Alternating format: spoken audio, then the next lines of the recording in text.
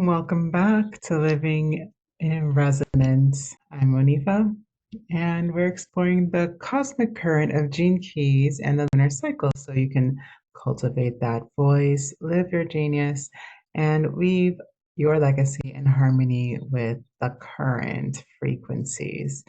So, in this transit, we're currently in the lunar phase of the new moon in Cancer. I highly recommend if you aren't normally a Western astrology person, I think maybe just for this timing. We just have a ton of large events happening with our larger planets, our greater cycles, which affect everything on the planet. And so it's almost like getting the news. You want to know what's going on and what's up for people so that you can start having an understanding of how what you do intersects with what's going on with for most people, right? And there's just so much goodness here. If you're attracted to my material, then you probably really need to know what's going on. A lot of this energy is in the water signs of the Western astrology chart, and it's kind of amplifying the availability and the capacity for what other water signs are going through. And a lot of my people that like to do work with me and all that kind of thing, they tend to have a dominant Cancer in their chart. So whether that's a North Node, which again, most people like don't know their whole chart, so you may not even know. It doesn't mean that you're a sun sign Cancer. It means that that Cancer is an important archetype in your chart. It's pointed to, and sometimes it can be pointed to by the greater planets or just even how it's functioning in kind of your action planets. So those are personal planets, and they can de- determine a lot about how we are feeling, are motivated, how we are approaching what we have to do in life. And that's a lot of what's happening right now in this new moon in Cancer. We just got Jupiter into Cancer, so that's one of the main reasons why it's lighting up over here in water element land. And it's one of those things where it can amplify or it can distract, or like it's a benefic planet, so that's the tradition of the thing. But what we tend to do with a ton of energy when it's not well seated, when I say seated, I mean, well, you feel comfortable with the bigness of the energy. You feel grounded. It's at work and you're not above your capacity to apply that energy. All of those things take a factor into whether or not we're being served by an energy or an archetype or not. That's why I think these things are important, not necessarily that we are predicting and trying to avoid life and what goes well or what goes wrong with life. Not even that, I love planning and preparing, so that gives me a sense of control, but not even for control because I can't change what the planets are doing, right? But what I can do is work with the energy in a way that feels good for how I like to work, right? And if something is coming up or it's not going to be how I like to work, I kind of want to know about it. I want to know if I need to be more conscious about being restorative in my energy and my self-care. Sometimes you want to kind of store up for the bigger put work, right? So I always am going to do that before a big event. And sometimes I consider a cosmic event a big event. And that is kind of, again, what's coming up for a lot of people right now, because water tends to irritate other types of signs, right? So water is your emotions. And so most of us haven't had a really healthy way to understand and to work with our emotions. And so a lot of, especially the older generations, are going to be kind of dealing with better practices around dealing with their emotions for the next 2.5 years, because that's how long Jupiter will be in Cancer. And if you don't have your tools in place, then you're in the right place. Okay. Like I give a lot of information about how are we taking care of ourselves in these ways. in these ways emotionally, because if we aren't acknowledging what's emotional and what's kind of creating difficulty for us or distraction for us, and it tends to see in the emotional reactions in the body and how we are feeling. And sometimes we're feeling things and we don't acknowledge that they're emotional. And then we start trying to fix it in ways that does not work for emotions. Like emotions will fight back if they're not acknowledged and taken care of and integrated. And so yeah, so that is the challenge right now. So if that's something that you still need tools for, then you're in the right place. Please connect with me. I have an event coming up that I'll make it really easy.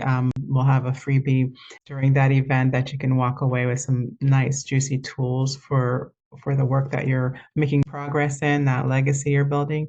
And of course, I love doing one-on-one work and helping people individually to come into their full self-expression in their voice and start actually doing what they want and creating what they want, whether that's in your creativity or that's in your business or the way that you want to serve others, like anything from nonprofits to ceremony to actual performance. So, speaking and performing, those are all ways that we can share the love and help others on our own journey, right?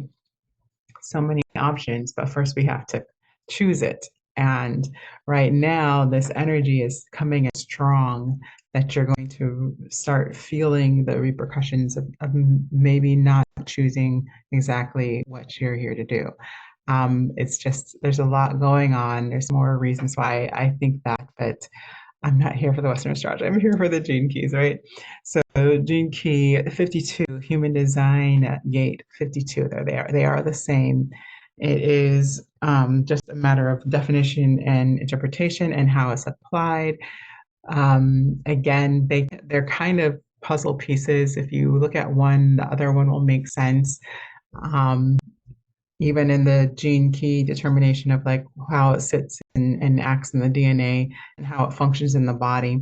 All of those things are ancient systems that they just got re-downloaded it, downloaded into these wonderful men, Ra Uru, who I wouldn't say wonderful, but like as a man, but wonderful as a spiritual mind, and Richard Rudd. Yeah, also. And they have just started to unlock some of these understandings of what just the innate nature of this energy and how we've been set up biologically to work with it, right? And then we all look a little different. Every chart's a little different. So these are the themes of stress, restraint, and stillness. That is the Gene Key Shadow, Gift, and City, SIDPHI. So those are just the different levels of how we experience that energy as vibration, the felt energy within the field. And this is the genius, this kind of frequency is the genius of process and flow. So if you need more process and flow in your life, then you really want to pay attention to how are we dealing with this energy? Is it hard? Is this energy hard? Because part of the introduction for this being the energy moving into solstice and the next 2 years in Jupiter, of Jupiter in Cancer, is this is part of what we get to build with, what we get exponential gifts with. If we are able to properly apply this understanding, then that's usually what we get gifted back from, right? So it's just always a good idea to check. I think it is. I think it is. I made a pretty good argument for it. If you haven't caught the Diva and the Unk show from yesterday, I kind of go on a diatribe as to why astrology is relevant and why we should be paying attention. Like, there's no reason not to pay attention at this point, based on like old ideas and you know religion and all that kind of stuff. This stuff has been around for ages, and religion itself is constantly using astrology. Like, there's no reason not to do it unless you're like kind of a scientist that's like not scientifically proven. But even then, we have that argument. You can hear that on, on the demon and the so in this stress area, like why do we care about the shadow and genies? Because it's telling us like how we're misusing the energy. Most of the time, if we're not comfortable with the energy, if we don't have a way of flowing and working with the energy at hand, then then you don't like it. And and you're resisting it and you're fighting it, and it's a waste of energy to fight energy, right? Like you could use that for something else. So this is a really great way to tune into what are the places that we still want to work. We have some shadow work to do, right? And it also gives us the understanding, like if we're in this feelingness, that we can do something about it. There's a gift version and the process that will allow us to experience the other side, the genius of the same energy. So that's one of the reasons why I love using gene keys as as a map to see where we are and where we can continue to grow. And sometimes also it's just nice to know that you're not going crazy, that these ideas aren't, that you might feel like all of a sudden, this energy might feel like you can't do anything, or you're stuck, or that you're just so restless but not getting anything useful done. That's exactly what's going on in this energy. So wouldn't it be nice to know, how do I break out of that? What's the genius? What's the gift here that I can get that nectar and that good nutrition out of it, which is highly a part of, again, that Cancer energy. How can I be nourished by how I'm feeling, what the energies are on the planet? So one of the things I'm including in this one is the quantum human design understanding of human design as 852. And in this shadow perspective, the shadow version of quantum human design is called perspective. Well, I guess that's not the shadow. I'm sorry, they don't have a shadow version. It is just one word in human design, and in quantum human design, that word is perspective. Okay, so here it's the challenge here, named by Karen Curry Parker, is the attention deficit, that you let this energy put you in overwhelm or paralyze you and cause you to fail to act. And if you're putting your attention in the wrong place, or you're spending your energy focused on something that isn't being giving you anything back, then that is the waste or the misuse of the energy, right? The challenge of what happens when we're kind of under the pressure of this stress, right? Which is, again, referring back to the gene keys. So optimally, if you're using the energy according to quantum human design, is that you're able to see a bigger perspective and a purpose for what is going on. And everything kind of ties together. It doesn't become oppressive. It becomes something that it makes you understand exactly where you need to focus.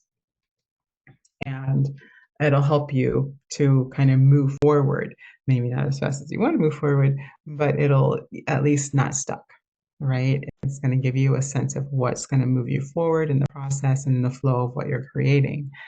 And so coming back to the gene keys, understanding of the stress, this is the essence of the understanding in humanity, that we are all connected and that we feel each other, that we are feeling each other's fields, energy fields, and how each other feel, right? So everybody knows that we can kind of tell if somebody's upset or angry. We can tell when somebody's excited or happy. And that's not just because we have eyes and ears. Like there's people without sight that can still tell, right? There's people without hearing that can still tell. And why is that? Because it's not just a visual thing, it's an actual extrasensory thing. It's beyond our five senses, right? And so what we can feel is actually something we can feel all the time. We don't necessarily even have to be within eyesight, ear, or within hearing, right, of the person or the energy. We are feeling it anyways. So the combined feeling of everybody's fear and stress, essentially bad stress, on the planet, is that this energy, right? So what happens when we're in this energy? It makes us feel that we can't sit still, or that we are stuck and we can't do anything, right? And it's born of the a fear that causes a freeze in that stuckness, or a fear that causes this kind of flight energy that I just keep moving. You can't hit a moving target, right? Kind of that feeling.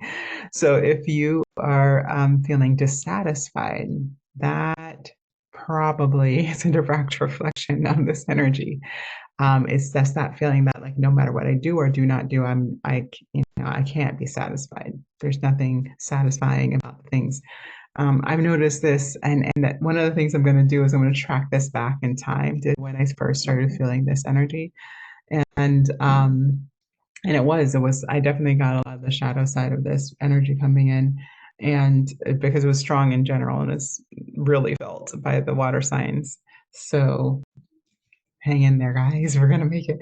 Um, so if you felt at all like a procrastination level that you have not witnessed within this recent future, that it's this idea, dissatisfaction, stuckness, and it creates this kind of cycle of stuckness, or cycle of just trying to like get anything done, and then nothing feels hugely useful or satisfying, right? And the nature here is that this is our ability to be able to tell how are we are how are we working together in the creations on the planet. So why would we be built to be able to feel everybody's stuff even if we're nowhere near them? Like, why would that be useful for the planet or for ourselves, right? Why is because so we can work together, so we can work on time, so we can work in a rhythm with each other. And so that is part of our seasonal patterns. So this energy is the power of seasons. Isn't that fun? Like, I don't know if anybody feels it that way, but I feel it that way. This is the power of phases, of having like all needing all four of the phases, needing all, you need spring, I know everybody said there some places you don't experience certain seasons, but the reality is that you're experiencing your version of that season. It's just, and that's the same thing within you. You have versions of these seasons when you're bringing things to fruition and whatever you're creating. This is why we study this stuff, right? That it's like people used to die for this information. People used to try, like, walk thousands of miles to get an inkling of these understandings. And we're packing in so much in just this one conversation about the new moon. Y'all, we are so blessed to have all this information. We have so much of it, it's easy to take it for granted. And yeah, I just am sitting there for a second with that gratitude of just understanding like how blessed we are to know these things when they were so lost to us for too long, right? Anyways, the nature here that when we are not we aren't properly judging the rhythms of how we're working together, or we're not able to sense into it and understand that it's information, and not to put us into fear, but to help us to see again our points of focus, then you are missing the rest period. This is something to talk a lot about around winter, and how I like to practice moving into the rhythm of rest during winter. And it comes from this phenotype of fear, which is kind of the overriding stress feature, right, of sensing collective stress. And essentially, it means that you feel like you can never rest, or that all rest is stuckness, right? If we're not honoring it for the value that it holds of just being able to rest and having time to restore, then we are thinking that there's something wrong out of fear. Right. So this is that. And the repressive side of this energy, if we're trying to tamp it down and not do anything about it, is being stuck. It's physically feeling stuck. And it feels like depression and apathy, like there's nothing you could do. So you might as well just do nothing. And somebody who has had a history of iron deficiency, and also just deep emotional, I guess it was depression. Like early on, it was like kind of a depression that's moved into like overwhelm and anxiety, that moved into finally like me gathering all the tools in a way that would be able to move me out and retrain how I am thinking about life and stuff. So that is the essence, that stuckness of like, I'm procrastinating all the time. I procrastinate my procrastination. Like, if you've ever felt like there's nothing on this earth that can move you from that place, then that is usually a very strong version of this. And also the key to moving out of stuckness is to move into service. Find a way that you can help. And one of the things that really served me when I got sick with liver cancer was and not, but knowing I couldn't keep going or living life the way I was living if I wanted to keep living, right? Was already doing some energy work and I was already working my method to move through the illness. And I knew like part of this was feeling like I'm supposed to be here. you know, that was part of what I learned and understood. Emotion code, the book of the emotion code, is the thing that really helped me understand that I had these layers of emotions that I had not experienced yet. And if I wanted to stay on the planet, I was going to have to work through them. Right. So this is all coming back up because, in my mind, because of where we are in the new moon. And so there's that side of it. And on the other side of the shadow of stress, what we're getting is restlessness, this reactive, oh my God, I feel this oppression. I got to do something. And so you just do anything. Response to doing just something with this sense of adrenaline, like you can't not do something. Like you're just going to raw push through and just do the thing. And so that again is another way of burning out. Like it's a way of burning out the adrenaline highs, the crashes, and all that. It's not good for the body, right? So it's just eventually going to turn into a stressed illness, which is like, I don't know, it was the number one killer. I think it is, then that all autonomic kind of how we're responding to any stress is why we are creating disease or health, or we're kind of always creating something. So, and yeah, that's not, for the, I'm not going to go into it, but like, yeah. So, how do we turn this from this oppressive, oh my God, feeling depression, or I got to keep going, with no sense of being able to stop? How do we turn that into the genius of restraint?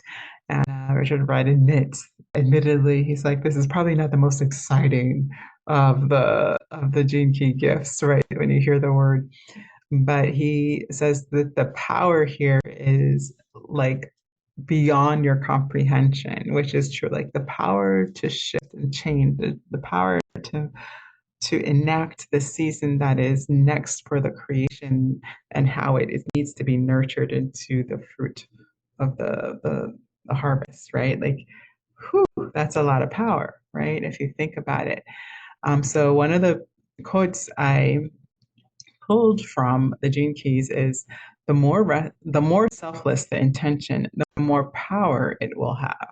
So that's going back to that essence of service. If you can take that wherever that point of stress is and turn that into service, and in the way that I can help, how can I help people that are feeling this stress, right?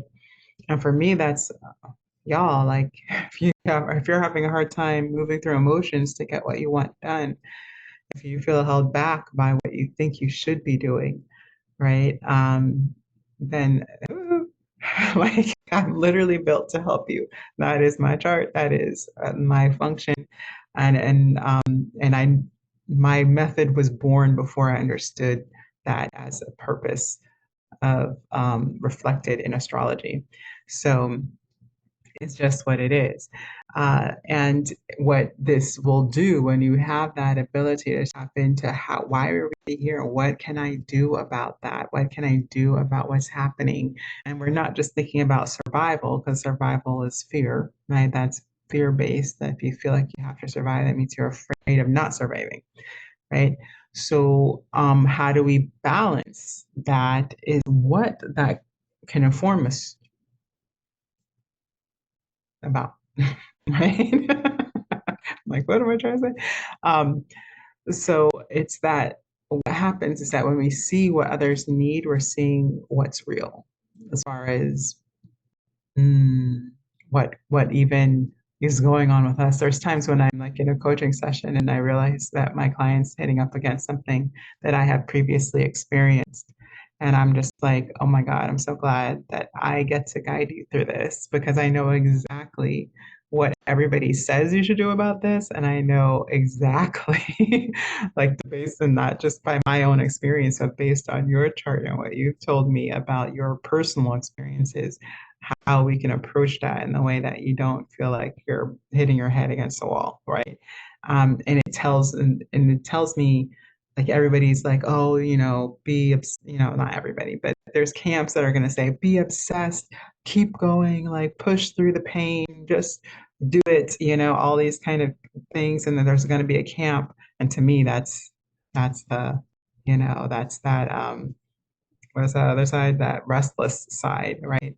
And then you'll have people that say, just relax. Don't let anybody stress you out. Like, get rid of all the triggers and like just be, happy and never, right? And honestly, like if it depends on what side of the pendulum you are, it depends on your own personal experiences, and it depends on the current situation, right? What's up or now is what we call that over here in Impact Online Studio Camp, right? So what's up for now is going to tell you, should I be moving into action or should I kind of give myself some space of whether that's for rest and restoration or whether that is so that you can like have a sense of rhythm or timing of execution and the focus of the energy that you have to offer, right?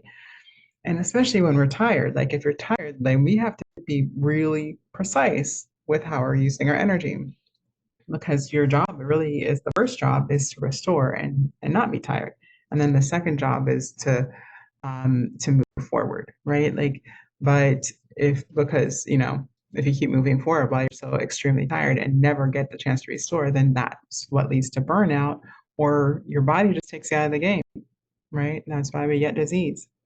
So another quote I have is, we have to trust in the direction that our intention takes even if it does not make sense to us at the time. This is the power of restraint, to allow your life to unfold without urgent demand. So this is that feeling of when is the right time to act? When is the right time to restore?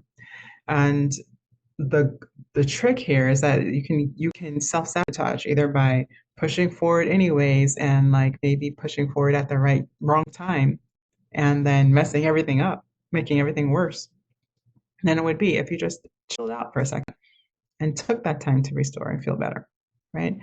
And then come back refreshed and focused and ready to go, inspired for what's next, which is what I like to do is like let's like tune into the desire and be inspired, and then let's talk about the practicality of that thing. Like, what does it look like to live the process in a way that we get to enjoy it, right? So that those are two different things, and like more than ever, I understand that now. We're going to talk about that in a second when we get to some of the kind of how do we tune into this energy and the gift and genius level. So in the city here, we're talking about stillness, and it's this place where like it's just I don't know if you've ever had a really great meditation, like, and you feel like your body just kind of like falling into this greater alignment and like you feel like you're floating a little bit and but you have like these small movements and like you're also barely breathing and you're probably more still than you are any other time, probably not like if somebody saw you you'd be like stone still, right? But you can feel all these slight shifts and even like almost fluid changes within the nervous system and the fluids in the system. And you just kind of, and it's just this transcendent kind of moment when you're in a deep stillness meditation, right? Like, because you can do like a walking meditation and all the things, but it's different when you're still, right? That feeling is the transcendent piece. Like, how are you still and in perfect sync of movement of time in the same space in the same moment, right? And that is the reason why I bring this up. I don't usually spend a lot of time on the city application of the gene key, but here, this stillness and this transcendent space of a completion within the function of passivity and activity, right? It's giving right action, right? It's giving me that Buddhist quality of right action. Why? It came up in the new moon in Gemini, right? That it was part of that mastery function. It's like that's the 16th of mastery. Like, what does it take to take on something at a level that is again moving into the genius of skill, and means moving past just the functionality of any given fingers, toes, as you put the ball in the hoop, right? It's moving past all that. It's moving into this felt response to how it is to be in a master, right? That's why so much is learned by observation from children, with children, from adults, right? And also, when you are learning something at a high skill level, sometimes you just got to shut up and watch, right? Shut up or listen, whatever it takes, right? Because you're absorbing things on more than the five sense level. You're absorbing the energy of mastery. So that moving into the full moon of artfulness that we had earlier this month, where we're at our active will, our power, self sun. I think of it as kind of the sun, the will that like every morning I will be in the sky, right? Whether you see me or not, I will shine, right? That kind of willfulness is that. That's how I sense it, anyways. And instead of being forceful in that willfulness, that it is just an unfolding of the truth of why you're here and of your service, right? And that's the difference between like a sun that's, while you're in the desert and it's not what you desire, and a sun that's kind of coming up over the ocean and you're in the cool of the trees, right? Like it's the difference in that feeling between that and the genius. And again, it can make you feel like you have to survive, so you might have to take somebody out for some water, or it can make you feel like, this is part of the natural cycle that's, feeding the trees and feeding me with the oxygen of the trees, and like you're all connected and it's part of this beautiful unfolding, right? That the proper use of pride and will, that power, and to the new moon restraint of this pride and will. Pride is the reason I say pride is that's the shadow of that energy from the full moon. And it's when we are so identified with the outcome that we are not allowing for the fruition to be of ease and to come to us, even because in a right flow energetically that becomes magnetism, right? In the proper flow, and sometimes that means that we have to roll a little forward to get that magnetic connection, right? It doesn't mean that you're not doing nothing. It just means that you could make it could be easier, possibly, that you're allowing it if we're in the shadow function of these things, right? If we're forcing, if we're going, if we're restless, if we don't know when to stay still to receive it, right? So the restraint is to know. The restraint that we're getting in this new moon is how to know. And this is all that's been happening in the precursors and in the onset of solstice. Solstice is an energy that happens for another 6 months. And the solstice was the conjunction, like I think 2 days before solstice was the conjunction of, not conjunction, but the entry of Jupiter into Cancer. These are like really powerful movements, and there is like four other planets going into like other signs at I think between 0 and 3 degrees. Um, that's a lot of initiation energy. That's a lot of shift in how are we living and approaching things. It can be and it is a high pressure situation that can cause things like war.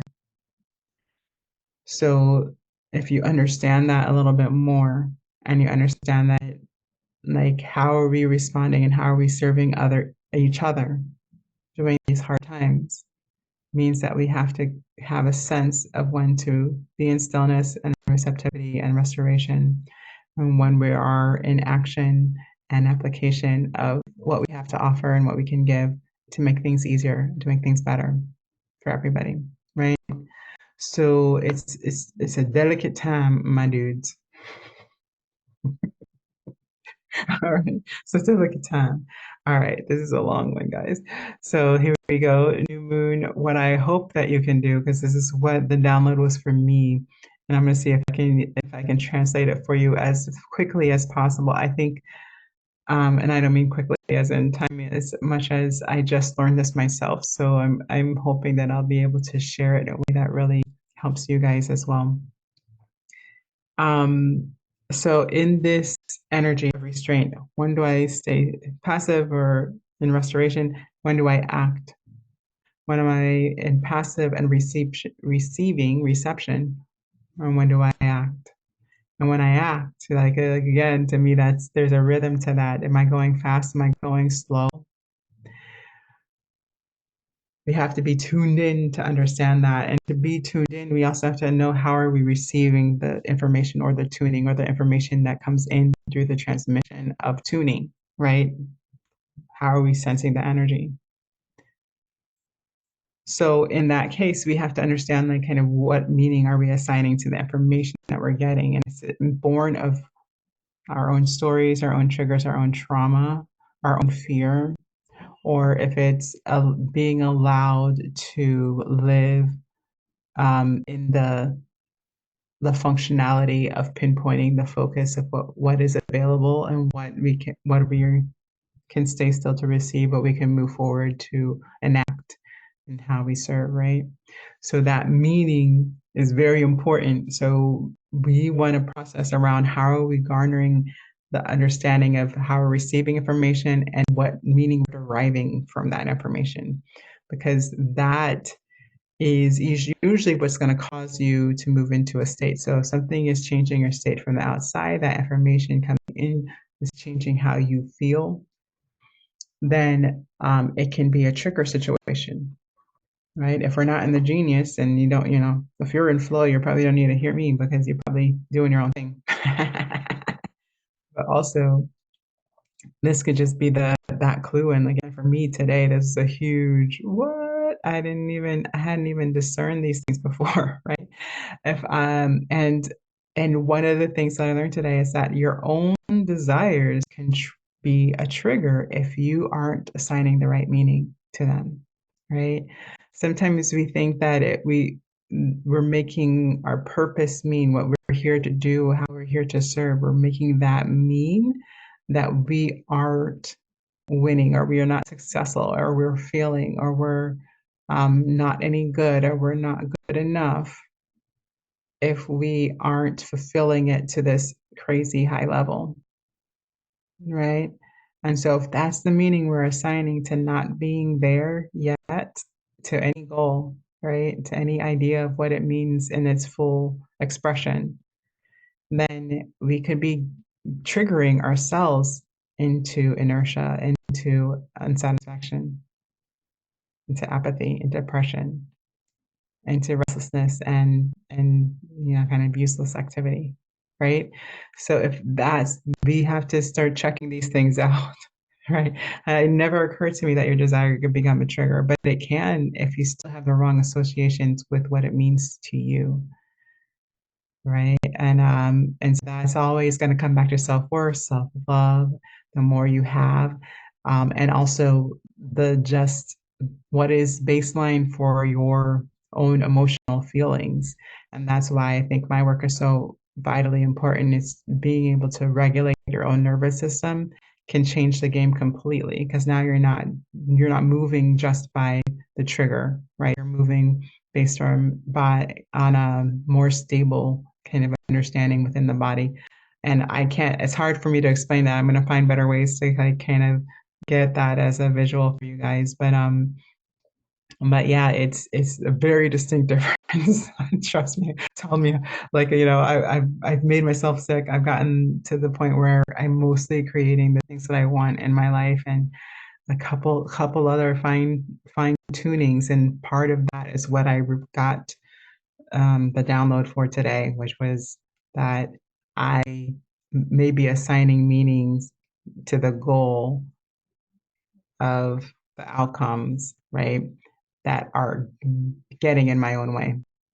It's not allowing me to be satisfied in the process, right? And that's something, we are talking about all the time in vocal alchemy. We're talking about those cycles, those phases, and how we understand and get to be excited about the process of bringing our beauty, our self-expression into the world, right? So the second piece is reframing that meaning. So once you understand that it's not the meaning we want to have assigned to the thing that we desire most, reframe it. We help ourselves to see why it's not as dire as it is. There's like a practice here where a lot of, I don't know, coaches, therapists might use where you go in, it's like, what's the worst can happen? Right? I think it's like an exercise I'd have been like, ooh, like, why would you want to do that? I was definitely avoidant of discomfort before. And like, well, that sounds awful. I would never want to do that exercise. But the functionality is that if you realize that, oh, like I might not, my situation may not be ideal if the worst happened, but I'm not gonna die, right? When you allow it to play it out to the culmination, it helps kind of that triggered reptilian brain to calm the hell down, right? So that's a way of reframing the meaning.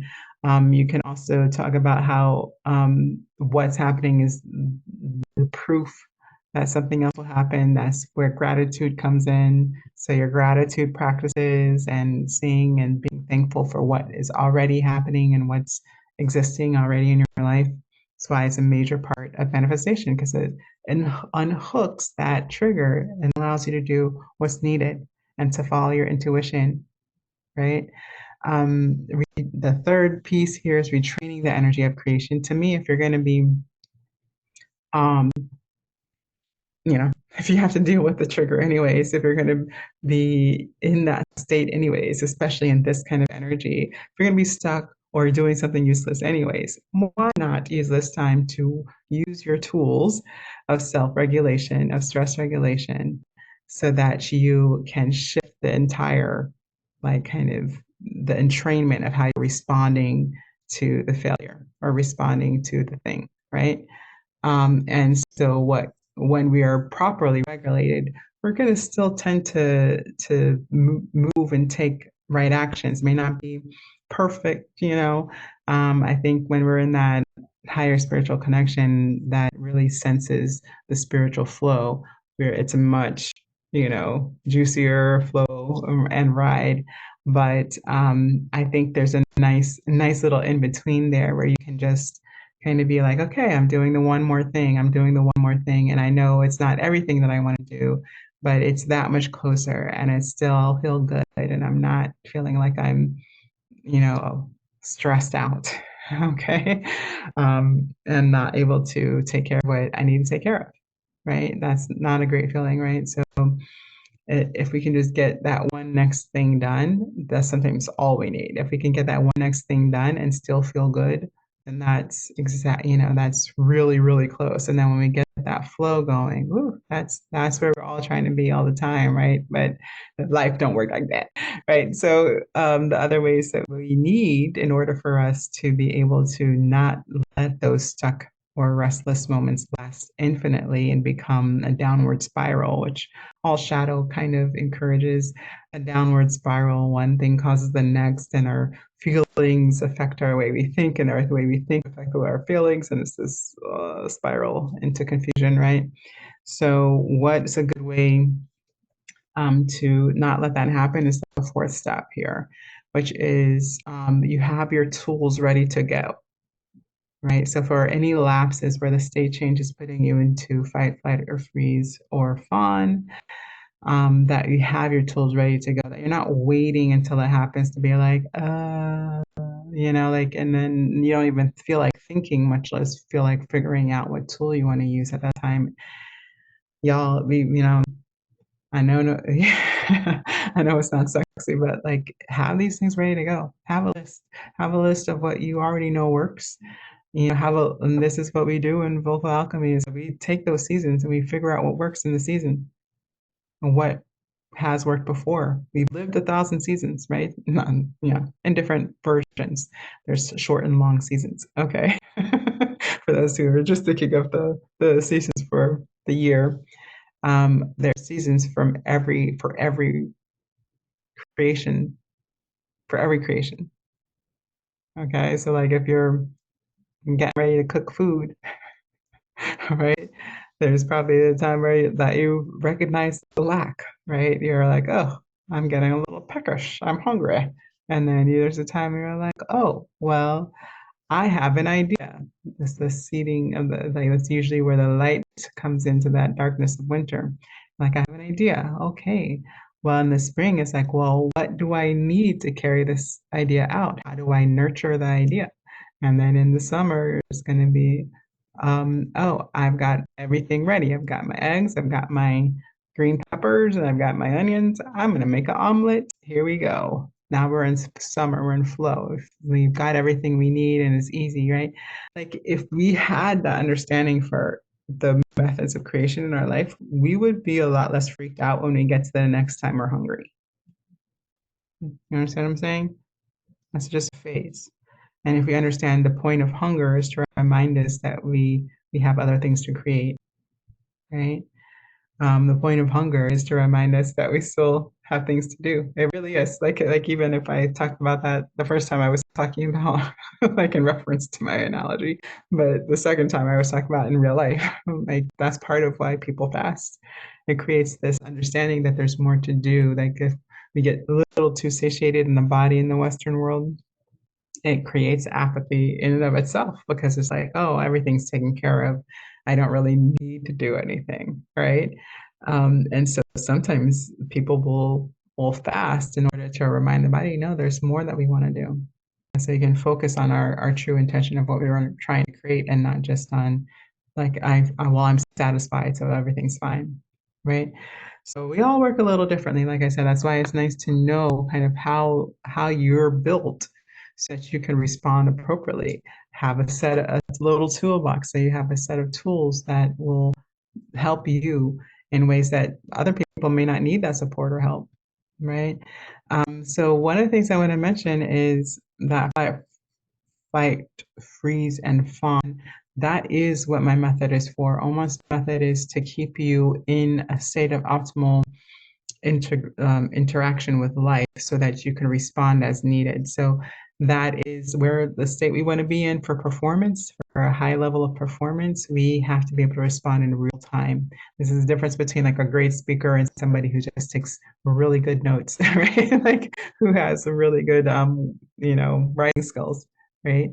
Is that they're meeting the moment, they're addressing the audience, they're interchanging the energy, right? Like that, so it's an energy exchange and not just a verbal diarrhea, which is what makes, like social media hard because you don't get that energy back as much, right? But if we set up our nervous system to understand how we want to function in those spirit areas, that's the entrainment, then you're good. And that is what the OMance method is for. You can entrain things, you can start clearing in the vibration itself, whether again, it's not about singing, it's just about using the voice as a vibratory integration, a somatic realization for you to understand how things are actually functioning in your body and when there's something that's not functioning, right? Even in our minds. That's the process. And you can start getting to know that a little better if you look at my voice lessons series here at the channel. And then I have an event. So my event is in 3 days. That's exciting because it's a lot faster than I was thinking. Art of Being a Gracious Diva, where we're going to really dive into how are we kind of taking our power of creation and amplifying it, and how are we allowing it to be supported, and what does it take? to create a container for our greatest creations, right? Like, so this real, if you really want to move into legacy level work, then we really have to pay attention to what and how we create the things that we actually want and not run from the things we don't want, right? Jobs that are crippling and take your energy and not and don't feel like, they don't give you an excitement or sense of life, right? There's jobs that can give you that. And so that's, again, when you settle for the thing that doesn't do it, then we're just leaking energy everywhere. And one of the ways to turn that around is just to start understanding your own desires, what you want to create, and let everything serve that. You don't even have to change your job for your job to currently serve what you want to create in your life if you know what that is. The hard part is that most people don't. We talk about that also in Diva and the Ankh, so you can go back and watch that too. So in closing, I wish you to understand, right, that we are not here to react to the stars. We're here to weave their frequency and their wisdom into our leadership, our self-leadership, into our creativity, into the beauty we're putting out into the world, and into our lives. So breathe this frequency in. Sound it out and live it forward. And I'll see you on the next Living Resonance.